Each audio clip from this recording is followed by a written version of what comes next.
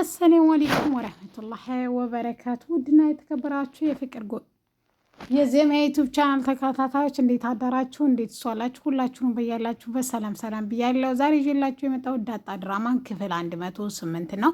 እነሆ እንድትከታተሉ ጋበዝኳችሁ። ወዳችሁ ፈቅዳችሁ ስለምትከታተሉኝም ከልብ አመሰግናለሁ ማለት ነው። መድኃኒት እንግዲህ ዳጣና ውሃ ይመሳሰላሉ በማለት እንግዲህ ለማርቲ እየነገረቻት እያለ ዳጣን አንቺ ዱርዬ ጎዳና ልጅ ለምን እዚህ ቤት ምን ትሰሪያለሽ? እህቴ ማንኛችሁንም የመሸከም ኃላፊነት የላትም። ስለዚህ ቀጥ ብለሽ ከዚህ ተቤት ውጭ ትላታለች ማለት ነው። እሷም እንግዲህ ክፍሏ ገብታ ስቅስቅ ብላ ታለቅሳለች። ምክንያቱም የአቶ ደረጀ ልጅ ሆና አለመታወቃና እንደ ዱርዬ ወይም እንደ ደባል መታየቷ እስከ መቼ ነው የሚለው ጥያቄ ያስለቅሳታል ማለት ነው። ስለዚህ ውሃ አባቷ ሲመጣ ዳጣ መድኃኒት ተናግራት ወይም አክስቴ ተናግራት እያለቀሰኝ ነው ትለዋለች ማለት ነው። ወደ ክፍል ገብቶ ምን እንደሆነች ጠይቃታን ያው የሆነው መድኃኒት ዱርዬ ነሽ፣ እዚህ ቤት ምን ትሰሪያለሽ? አንቺ ጎዳናዋ አይዘጋብሽም። ስለዚህ እዛው የለመድሽበት ይሄ የተከበረ ቤት ነው ትላታለች ማለት ነው። ያለቻትን ሁሉ ለአባቷ ለአቶ ደረጀ ትነግረዋለች ማለት ነው። እንግዲህ ማርቲ እህቷን ጠርታ ማለት ነው ለምን አንቺ ባልሽን አትፈችም? ወንዶችን ማመን የለብሽም። ባልሽን ፈተሽ እንደኔ ዝንጥ እያልሽ ለምን አትኖሪም? ለምንድን ነው እንደዚህ ብስቁልቁል የምትይው? ለምን እንደዚህ ነጠላ ምናምን ትለብሻለሽ? ለምን አጭር ቀሚስና እንዲሁስ ክለብ እየወጣን ለምን ችላ አናደርግም? በማለት እንግዲህ መድኃኒት እህቷ ትነግራታለች። ኢትዮጵያ እንደ ውጭ ዓለም እንዳልሆነና ሁሉም ስነስርዓትና ሕግ እንዳለው ብትነግራትም የኔ እናት ነኝ ተንግዶዳ የልጆቼን ደስታ እንጂ እኔ የማየው ነገር ሌላ ምንም የለም ትላታለች።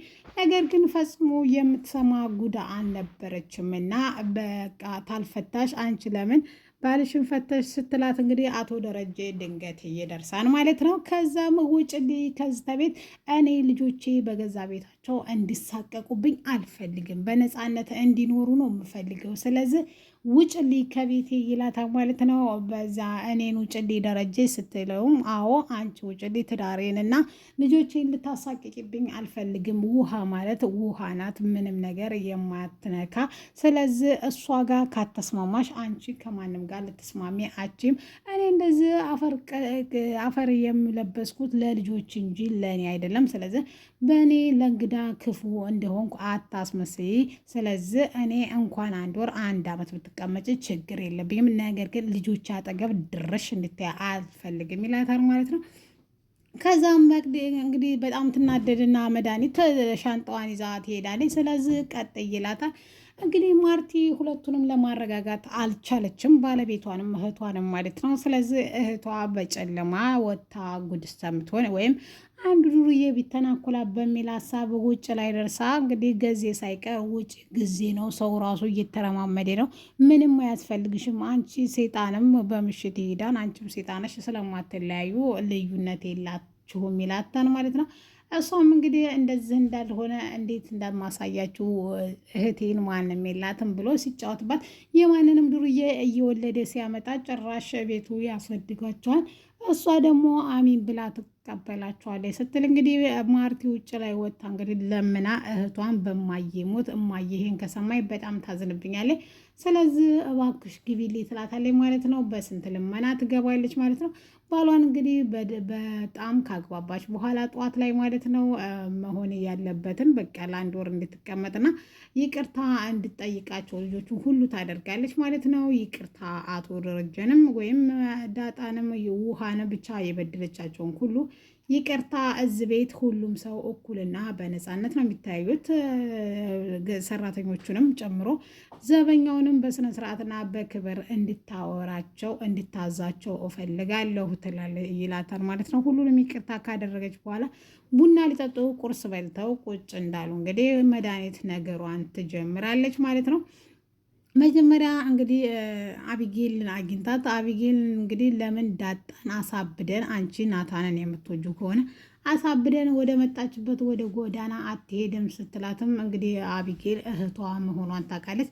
ከየት ወዴት አድርጋ እንደምትነግራት ለአክስቷ ግራ ገብቷት እንደዛ መሆን አይሆንም፣ ናታን ራሱ ነው የመረጠው፣ ደግሞም የማይወደኝን ሰው እንዴት ልመርጥ እችላለሁ ብትላትም ፈጽሞ እንደዚህ ግን ማድረግ የለብሽም ብላ ብዙ ብትላትም ነገር ግን ከትንሽ ጊዜ በኋላና ከትንሽ ደቂቃ በኋላ ማለት ነው አቢጌል እያለቀሰ ከዛ ትሄዳለች። እንግዲህ ቡና ሊጠጡ በተሰበሰቡበት ማለት ነው። እሷም እንግዲህ በቀጣይ ያለችው ነገር ቢኖር ውሃና ማርቲ የሰው መመሳሰል በጣም ይቀርባል። ውሃና ዳጣ በጣም ነው የሚመሳሰሉት እያለ ነገር መቆስቆሷን ስትጀምር አቶ ደረጀ ቀጠሮ እንዳለበትና ምንም ነገር ማውራት እንደማይፈልግ ተናግሮ ከዛ ጥሏቸው ይሄዳል ማለት ነው። ከዛም አቢጌል እንግዲህ በመስኮት ላይ ሆና እያየችው ነበረ። በጣም ተጨንቆና ተጠቦ ስለነበረ እንግዲህ በጣም ገብታ እንግዲህ መኪና ውስጥ አባዬ የትም እንደማኬድ አውቃለሁ፣ አክስቴ ስላበሳጨች ነው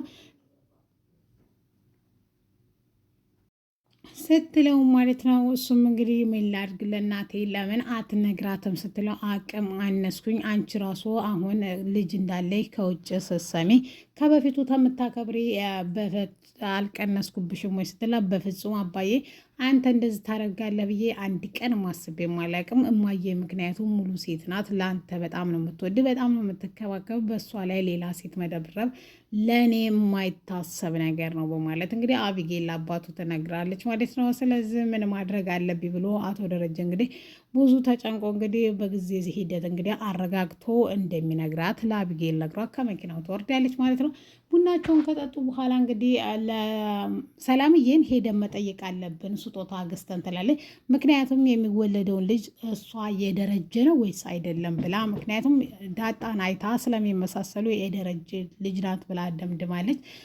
እንግዲህ ማርቲ ሁለቱንም አስመርምራ ምንም ውጤት ተቃራኒ ስለነበረ አስመርምር ያለው ብትልም ፈጽሞ ልታምናት አልቻለችም። ምክንያቱም አንቺ ሞኝ ነሽ፣ ስለዚህ ልጅቷ የእሷ ልጅ ናት ወይም የእሱ ልጅ ናት ትላለች ማለት ነው። ምክንያቱም ጉሃና እሷ በጣም ስለሚመሳሰሉ ትላለች ማለት ነው።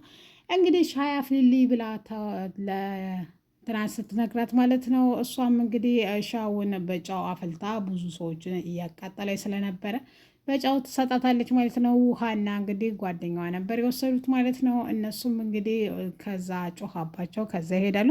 ገዜን ደግሞ እንግዲህ እንደ ወጣት እያሽኮረመመችው ነው። እንግዲህ ይሄ ምን አይነት ስነ ስርዓት ነው? ምን አይነት የሴትነት ወግ ነው?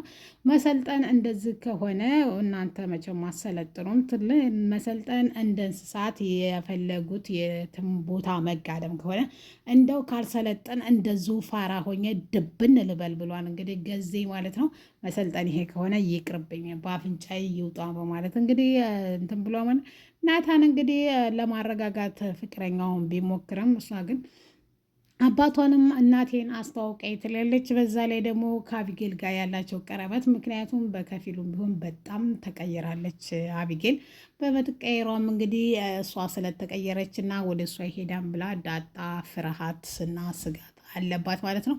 ናታን እንግዲህ ከአንቺ ውጭ ወደ ውጭ ቢላትም ያው አላመነችውም ማለት ነው እስካሁን ማለት ነው። ነገር ግን መቼም እንደማትሆኝ እናቴን ደግሞ ባገኛት ቢያንስ እንኳ ከዚህ ብሶት ልወጣ እችላለሁ ብሏን እንግዲህ ብላለች ማለት ነው። እንግዲህ አቶ እንትናም ማለት ነው በጊዜ ሂደት እንደሚነግራትና መታገስ እንዳለባት ያው በጣም ስለጨነቀኝ እንጂ ሁላችሁም እውነቱን አውቃችሁ እኔም ከዚህ ከያዝኩት ሸክም እገላገላለሁ ሲል እንግዲህ ህፃኑም ልጅ የሰላምዬ ልጅ እንግዲህ የእሷ ልጅ መሆኑን የእሱን ልጅ መሆኑን ስለሚያውቅ ያን ቅሌቴን ደግሞ እንዴት አድርገው ይቀበሉኝ ይሆን በማለት በጣም በስጋት ነው ማለት ነው ያለው ማለት ነው። እንግዲህ ሰራተኛዋ መኪና ውስጥ ካደረገችላቸው በኋላ ማርቲና መድኃኒት ማለት ነው ሰላምዬን ሊጠይቁ ማለት ነው ናታን እያደርሳቸዋል ማለት ነው። ናታን እንግዲህ እዛ ደርሷቸው ይመለሳል። እንግዲህ ሰላምዬ ከልጇ ጋር እየተጫወተች ነው። ወደ ቤት ልመለስ ብትልም አቶ ደረጀ የቻለችውን ያክል ወይም የምንችለውን ያክል ቤት ተከራይተን ውጭ እናኖራታለን እንጂ ቤት ውስጥ አትመጣም ብላን ማለት ነው። እሷ ግን ማርቲ ግን ለ20 ዓመት ያክል እኛ ቤት ሰርታለች። ስለዚህ ከኛ ቤት ውጭ ሌላ ምን አላት? ቤተሰብ ምንም የላትም። እኛ ቤት መምጣት አለባት ትላለች። እሷም የምትፈልገው እዚህ መኖር እንጂ ቤት ተከራይተንላት እንድንኖር አይደለም ብትልም እነሱ ግን ፈጽሞ ብሏል። እንግዲህ ይህ ቀጣይ ፓርቲ የሚፈታ ይሆናል ማለት ነው። ፈጽሞ አቶ ደረጃ አይስማማም ማለት ነው። ነገር ግን አሁንም መበጥበጧ አይቀርም መድኃኒት ማለት ነው። ይሄ ልጅ የደረጀ ነው ብላ አሁንም እህቷን ትረብሻታለች። ማርቲ እንግዲህ ባልመጣችብኝ እህቴ ያለችበት ደረጃ ላይ ነው። ምክንያቱም እንደዚህ ቤቱን ብጥብጥ እያደረገችው በሷ ምክንያት ነው። ናታንንም ብቻ ያገኘችውን ለማማለል እና አጭር አጭር ቀሚስ እየለበሰ ቤቱ ውስጥ የምታደርጋቸው ነገሮች ፈጽሞ ልክ እንዳልሆኑና ደግሞም ይሄ ያባወራ ቤት እንደሆነ ደግሞ ልጆችንም ቤተሰቡንም ተስማምታ እስካለ ድረስ ውጭ ብቻ እየተንዘላዘለች ቤት ውስጥ ግን የምታደርጋቸውን አክቶችን መቀነስ አለባት ሲል አቶ ደረጀ